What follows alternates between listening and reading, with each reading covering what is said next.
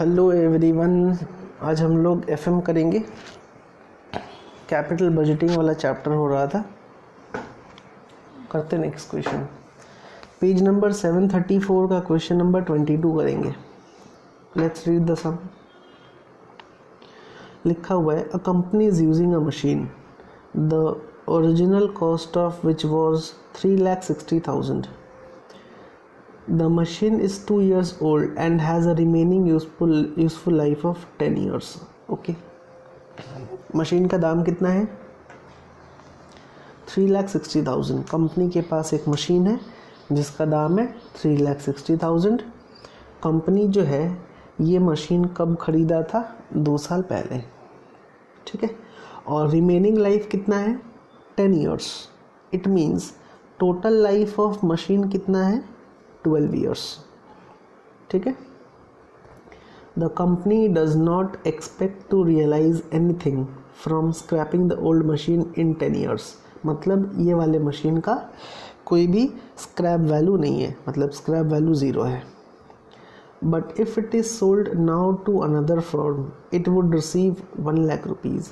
अगर अभी बेच दिया गया, यानी कि 2 साल के अंदर बेच दिया गया अभी, तो 1 लाख रुपया मिलेगा. स्ट्रेट लाइन मेथड है डेप्रिसिएशन का. फिर लिखा है, the management is contemplating in replacing it with newer machine and more efficient machine. ये जो पुराना मशीन है इसको रिप्लेस करने के बारे में सोच रहा है मैनेजमेंट, वो भी कितने में? 4,20,000 में. उसका स्क्रैप वैल्यू कितना है? 20,000 रुपया और लाइफ है उसका 10 साल. ठीक है. The new machine will have greater capacity. अच्छा, एक चीज़ करते हैं. 2 मशीन है ना. Question number 22. एक है पुराना मशीन और दूसरा है नया मशीन. दोनों मशीन का डेप्रिसिएशन हम निकाल लें. पुराना मशीन का कॉस्ट है कितना? 3,60,000. कोई स्क्रैप वैल्यू नहीं है. लाइफ है 12 years, यानी कि 30,000 होगा डेप्रिसिएशन. नया मशीन का डेप्रिसिएशन कितना होगा? कॉस्ट है 4,20,000, इसका स्क्रैप वैल्यू है 20,000 और लाइफ है 10 years, यानी कि 40,000 होगा नए वाले मशीन का डेप्रिसिएशन. आगे पढ़ते हैं.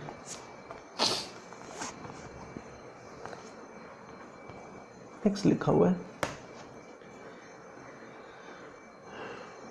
The new machine will have greater capacity and annual revenue are expected to go up by 40,000 per year.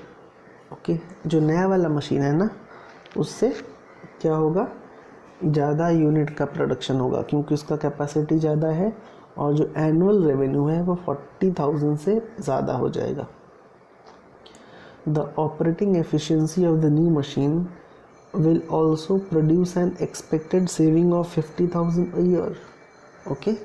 नया मशीन के वजह से जो एफिशिएंसी है ना, ऑपरेटिंग एफिशिएंसी में 50,000 रुपये का सालाना सेविंग होगा. कंपनी का टैक्स रेट है 55%. 25% investment allowance will apply if the new machine is purchased. ठीक है.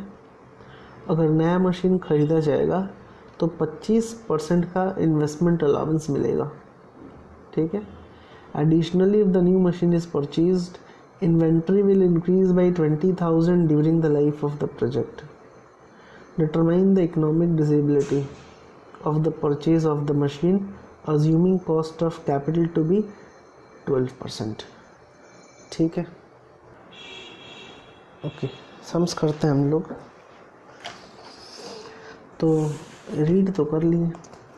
सबसे पहला काम है कैलकुलेशन करना है कैश इनफ्लो कितना होने वाला है नया मशीन का, और कैश आउटफ्लो कितना होने वाला है. Calculation of cash inflow. यहाँ पे ना एक चीज़ लिखा हुआ है, जो नया वाला मशीन है ना उसका ज़्यादा कैपेसिटी है और एनुअल रेवेन्यू इंक्रीज़ हो जाएगा 40,000 रुपये से. तो अपना कैश इनफ्लो कितना होगा? इंक्रीज़ इन रेवेन्यू 40,000 रुपीज़ का इंक्रीज़ होगा रेवेन्यू में।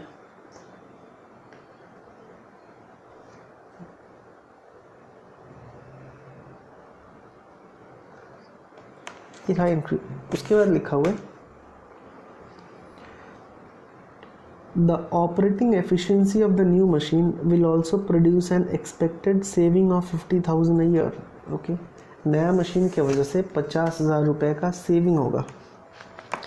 तो खर्चा बचना भी एक टाइप का इनकम होता है ना, तो इसके साथ ऐड कर लेंगे हम लोग सेविंग इन ऑपरेटिंग एक्सपेंस। कितने का सेविंग होगा? 50,000 का सेविंग होगा। टोटल इंक्रीमेंटल रेवेन्यू कितना हो गया? सॉरी, इंक्रीमेंटल इनकम का नाम देते हैं। 90,000 रुपीज़ का हो गया इंक्रीमेंटल इनकम अपना। एक और चीज़ लिखा है additionally if the new machine is purchased inventories will increase by 20,000 during the life of the project. Project का लाइफ कितना है? 10 साल। और इन्वेंट्री यानी कि क्लोजिंग स्टॉक इंक्रीज हो जाएगा 20,000 रुपये से।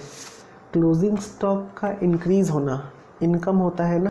कैसे कैसे क्लोजिंग स्टॉक का इंक्रीज होना इनकम होता है? जब हम लोग ट्रेडिंग अकाउंट बनाते हैं फाइनल अकाउंट में, तो ट्रेडिंग अकाउंट के क्रेडिट साइड में क्या क्या लिखा जाता है? सेल्स लिखा जाता है, फिर क्लोजिंग स्टॉक लिखा जाता है, और ट्रेडिंग अकाउंट के डेबिट में ओपनिंग स्टॉक होता है, परचेज होता है।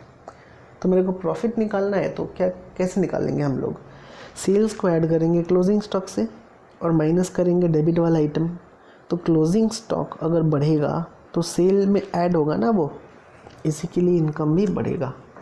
तो ऐड करेंगे हम लोग इंक्रीज इन इन्वेंट्री। कितना रुपया से इंक्रीज होगा? 20,000 रुपया से इंक्रीज होगा ना, वो भी through out the life of the project. यहाँ पे क्लियरली मेंशन किया हुआ है क्वेश्चन में। सी ये रहा, inventory will increase by 20,000 during the life of the project. ठीक है, और लाइफ ऑफ द प्रोजेक्ट 10 साल है, तो इसी के लिए सालाना कितना इंक्रीज होगा? 2,000, यानी कि 92,000 हो गया। ठीक है ना। एक चीज़ और, पुराना मशीन पे डेप्रिसिएशन कितना? 30,000, लेकिन नए वाले मशीन पे डेप्रिसिएशन कितना होगा? 40,000। तो इंक्रीज इन डेप्रिसिएशन हो रहा है ना, और डेप्रिसिएशन तो एक्सपेंस होता है, तो लेस करेंगे हम लोग इंक्रीज इन डेप्रिसिएशन। कितना?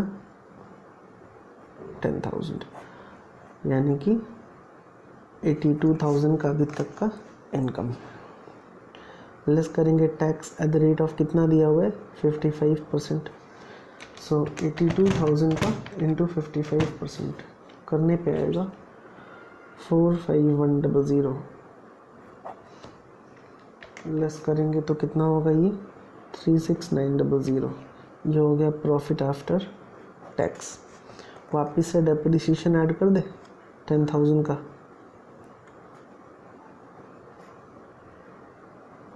तो 46,900 क्या हो गया? ये हो गया इनफ्लो। सही है। और मशीन का लाइफ तो 10 साल है ना, तो मेरे को सम ऑफ पीवी चाहिए एट द रेट ऑफ 12%, वो भी फॉर 10 ईयर्स। अभी ये तो दिया हुआ नहीं है सम्स में, तो कैसे करेंगे सर? ध्यान से देखना सभी को। पीवी फैक्टर का फॉर्मूला हम लोग क्या दिए थे?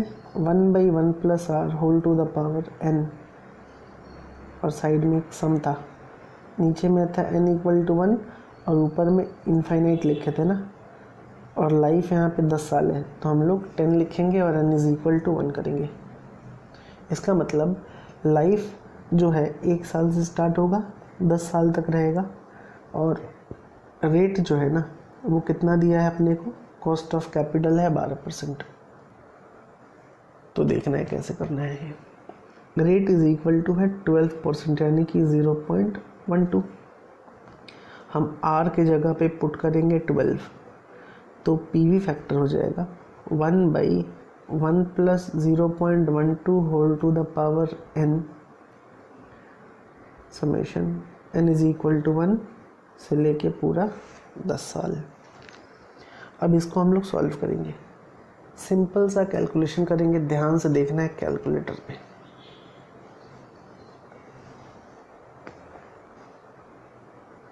सबका ध्यान होना चाहिए कैलकुलेटर पे, ठीक है ना।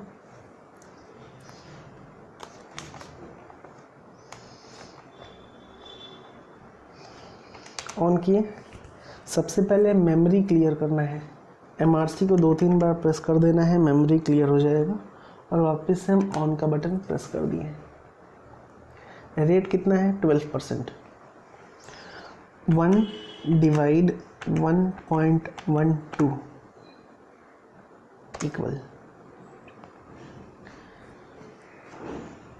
ये M प्लस का बटन दिख रहा है, हम लोग प्रेस कर देंगे M प्लस। इसका मतलब 10 साल लाइफ है ना, पहला साल का PV फैक्टर का सम हम लोग निकाल दिए। सेकेंड ईयर से हम लोग क्या करेंगे, एक बार इंटू प्रेस करेंगे, एक ही बार इंटू प्रेस करना है। कोई कोई कैलकुलेटर में 2 बार करने से होता है, तो 2 बार प्रेस कर लिए हम लोग। इक्वल प्रेस करेंगे और वापिस M प्लस, यानी कि 2 बार हम लोग M प्लस प्रेस कर दिए ना, यानी कि 2 साल हो गया अपना। फिर वापस से इक्वल M प्लस, 3 साल हो गया। इक्वल M प्लस 4 साल हो गया। इक्वल M प्लस 5 साल हो गया। इक्वल M प्लस 6 साल हो गया। इक्वल M प्लस 7 साल हो गया। इक्वल M प्लस 8 साल हो गया। इक्वल M प्लस 9 साल हो गया। इक्वल M प्लस 10 साल हो गया। और फाइनली हम लोग MRC प्रेस कर देंगे, तो पूरा जो है वो आ जाएगा अपना sum of PV। Sum of PV आ गया 5.6502। ठीक है, वापस से एक बार जिनको भी देखना है वापस से दिखा देते हैं। सबसे पहले कैलकुलेटर को ऑन करने का है, ऑन वाला बटन प्रेस किए। MRC प्रेस करके हम मेमोरी को क्लियर कर दिए। वापस से ऑन बटन प्रेस किए। रेट 12% है, तो 1 डिवाइड 1.12 इक्वल 1 साल का हो गया। M प्लस प्रेस करेंगे, इसके बाद और 9 साल का करना है, 2 बार इंटू प्रेस करना है। फिर वापस से इक्वल और M प्लस 2 साल हो गया। इक्वल M प्लस 3 साल हो गया। इक्वल M प्लस 4 साल, 5, 6, 7, 8, 9, 10 साल का हो गया। और MRC प्रेस करेंगे तो टोटल आ गया 5.6502। ठीक है ना। ओके, तो इनफ्लो और सम ऑफ PV मेरे को मिल गया। तो अपना PV ऑफ कैश इनफ्लो कितना हो जाएगा, 46900 इंटू 5.6502 करने पे आएगा 264,995। ठीक है, ओके ओके। एक चीज़ और देखना है, जब 10 साल ख़त्म होगा तो 10th ईयर में ये जो नया वाला मशीन ख़रीदा गया है उसको बेचने पे कितना पैसा मिलेगा, 20,000 रुपीज़ मिलेगा ना। तो हम लोग क्या करेंगे, PV ऑफ स्क्रैप वैल्यू भी निकालेंगे। और ऐसे हम लोग सम्स किए भी हैं। स्क्रैप वैल्यू कितना है 20,000 इंटू, मेरे को 10th ईयर का PV चाहिए। और कैसे निकलेगा, यह है कैलकुलेटर। 10th ईयर का PV हम निकालेंगे। ध्यान से देखना सर सभी कोई।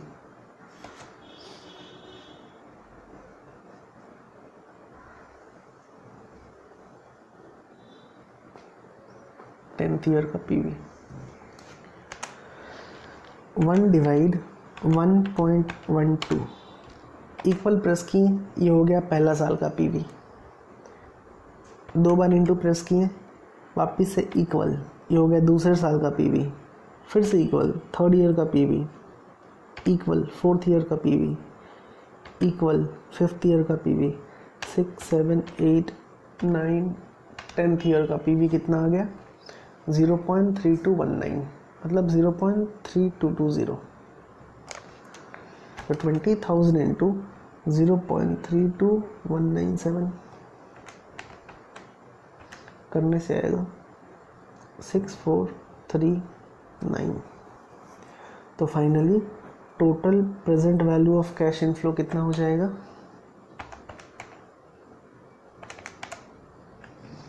Total present value of cash inflow आएगा 271434। ये होगा present value of cash inflow. सही है। अब हम लोगों को चाहिए कैश आउटफ्लो, है ना। तो कैलकुलेशन ऑफ, अच्छा एक काम करते हैं, मेरे पास इधर स्पेस है, हम इसको यूटिलाइज कर लेते हैं। कैलकुलेशन ऑफ कैश आउटफ्लो निकालते हैं। कॉस्ट ऑफ मशीन कितना है, नया वाला कॉस्ट ऑफ न्यू मशीन है 4,20,000, ठीक है ना। ओके, लेस करेंगे हम लोग यहाँ से इन्वेस्टमेंट अलाउंस। इन्वेस्टमेंट अलाउंस कितना परसेंट दिया हुआ है 25%। सो 4,20,000 का इंटू 25% कितना हो जाएगा 1,05,000, लेस कर दिए। और हम लोग पुराना मशीन को बेचेंगे तो वहाँ से पैसा आएगा ना, सेल ऑफ ओल्ड मशीन, कितना 1,00,000 रुपया मिलेगा, एकदम स्टार्टिंग से फोर्थ वाली लाइन में लिखा हुआ है। तो अल्टीमेटली कैश आउटफ्लो नेट वाला अमाउंट कितना आएगा 2,15,000 रुपीज़ का क्या होगा ये कैश आउटफ्लो, ठीक है। और हम लोग क्या करेंगे, present value of cash inflow से लेस कर देंगे कैश आउटफ्लो, तो एनपीवी आ जाएगा। Present value of cash inflow 271,434 minus cash outflow 2,15,000 करने से कितना आएगा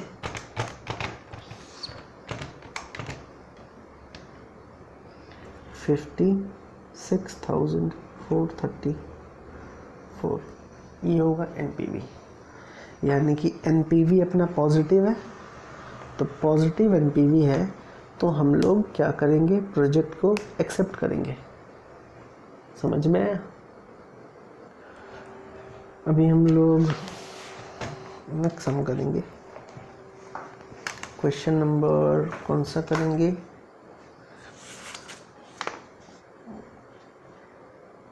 क्वेश्चन नंबर 20 तो सिंपल है।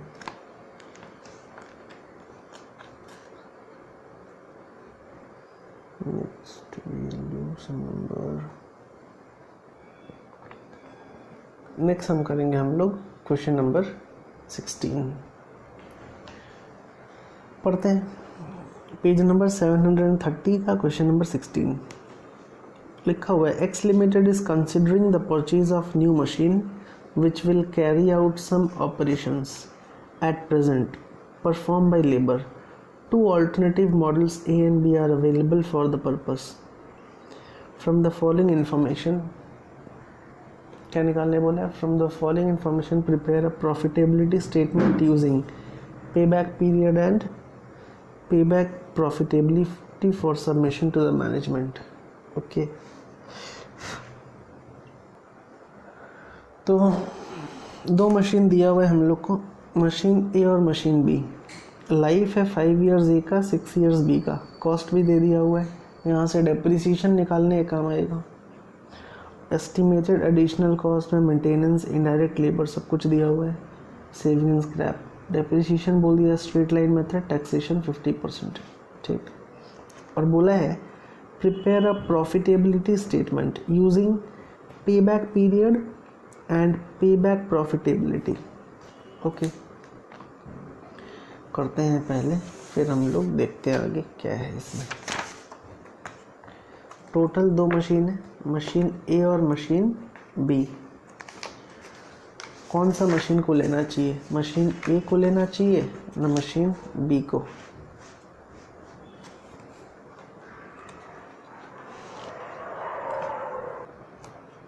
कैसे करेंगे सम्स को? क्वेश्चन नंबर 16, पेज नंबर है 730 का। 2 मशीन है, machine A and machine B. सबसे पहला काम है डेप्रिसिएशन निकाल देते हैं। मशीन ए का कॉस्ट कितना है? 80,000 और लाइफ कितना साल है? 5 साल। तो डेप्रिसिएशन होगा 16,000। मशीन बी का कॉस्ट कितना है? 1,50,000 और लाइफ कितना है? 6 साल। तो डेप्रिसिएशन हो जाएगा कितना? 25,000। सही है। ओके, असेसमेंट कर लेते हैं इनफ्लो और outflow. Machine A and machine B. Estimated saving in scrap कितना है? मशीन ए का 80,000, मशीन बी का 12,000। और सेविंग इन वेजेस भी तो इनकम माना जाएगा ना, यानी कि अगर एक्सपेंस का सेविंग होता है तो वो इनकम होता है। टोटल 10 एम्प्लॉयज़ लिखा है, एम्प्लॉयज़ नॉट रिक्वायर्ड 10 और वेजेस पर एम्प्लॉई 7,200। 10 एम्प्लॉय का रिक्वायरमेंट नहीं है तो 7,200 रुपया करके 72,000 का सेविंग हो रहा है। और मशीन बी के केस में 15 एम्प्लॉय का रिक्वायरमेंट नहीं है तो सेविंग कितना होगा? 1,08,000। टोटल सेविंग हो गया 80,000 मशीन ए आया तो 1,20,000 मशीन बी आया। तो एडिशनल कॉस्ट में क्या क्या लगेगा? एडिशनल कॉस्ट में सबसे पहला है मेंटेनेंस। पर मंथ लिखा हुआ है तो इंटू 12 कर दे,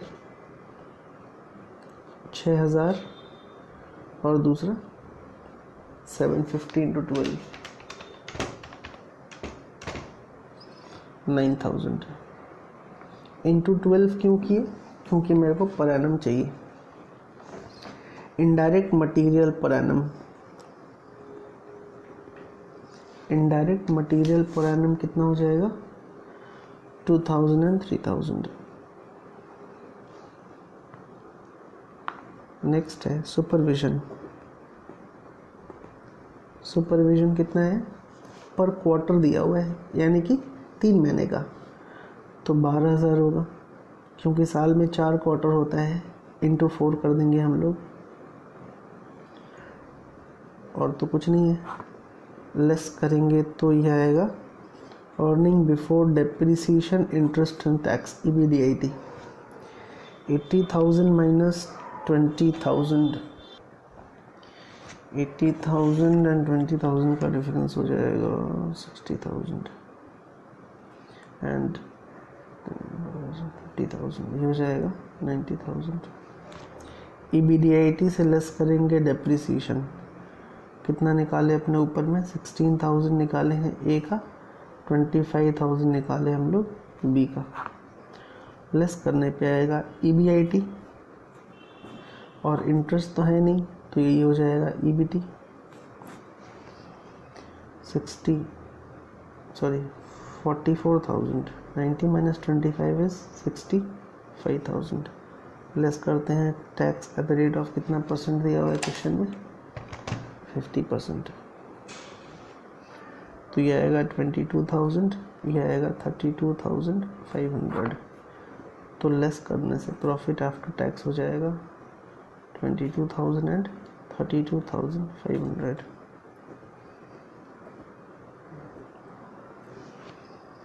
ऐड कर दिए डेप्रिसिएशन 16,000 एंड 25,000। ऐड करने पे जो आएगा उसको हम लोग बोलेंगे इनफ्लो। 38,000 and 57,500। इनफ्लो आ गया सर, इनफ्लो आ गया तो सम ऑफ पीवी भी निकाल लेते हैं। कॉस्ट ऑफ कैपिटल दिया हुआ है क्या? नहीं दिया है। कैश आउटफ्लो तो मेरे को मालूम है, निकालने क्या बोला है सब में? लिखा है from the following information prepare a profitability statement using पे बैक पीरियड एंड पे बैक प्रॉफिटेबिलिटी। ओके, तो हम लोग सबसे पहले निकालेंगे पे बैक पीरियड। इसका फॉर्मूला क्या होता है? इसका फॉर्मूला होता है cash outflow whole divided by annual cash inflow.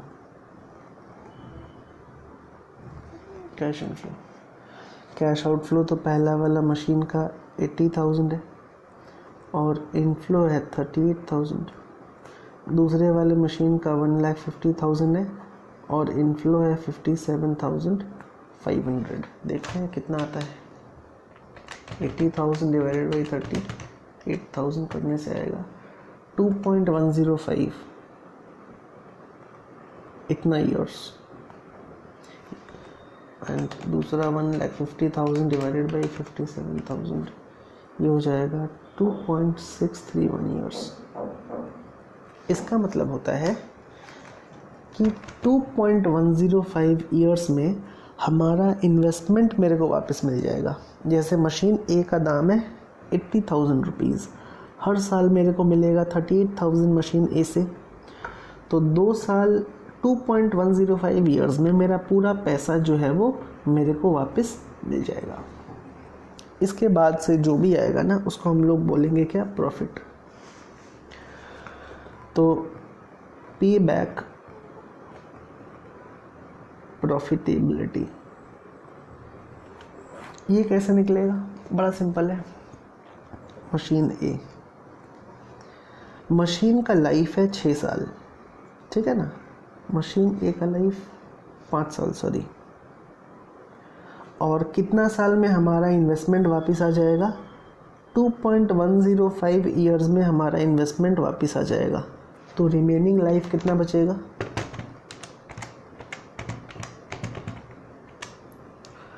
2.895 into, और हर साल का प्रॉफिट कितना है अपना? हर साल का प्रॉफिट है, यानी कि इनफ्लो है 38,000,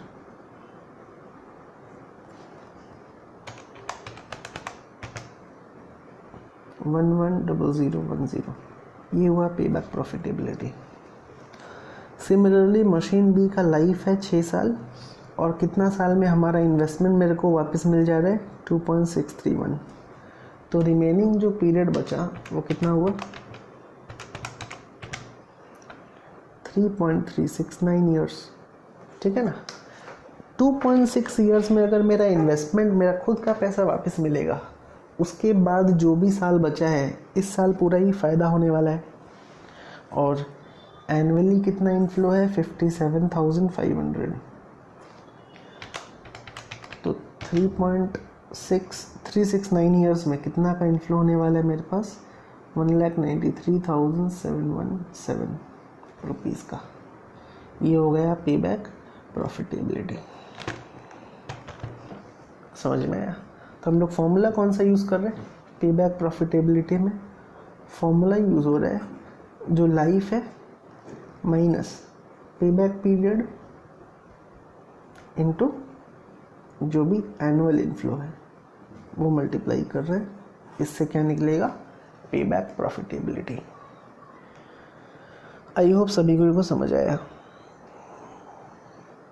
जिनको जो भी डाउट है वो पूछ लेना कॉल करके या मैसेज करके।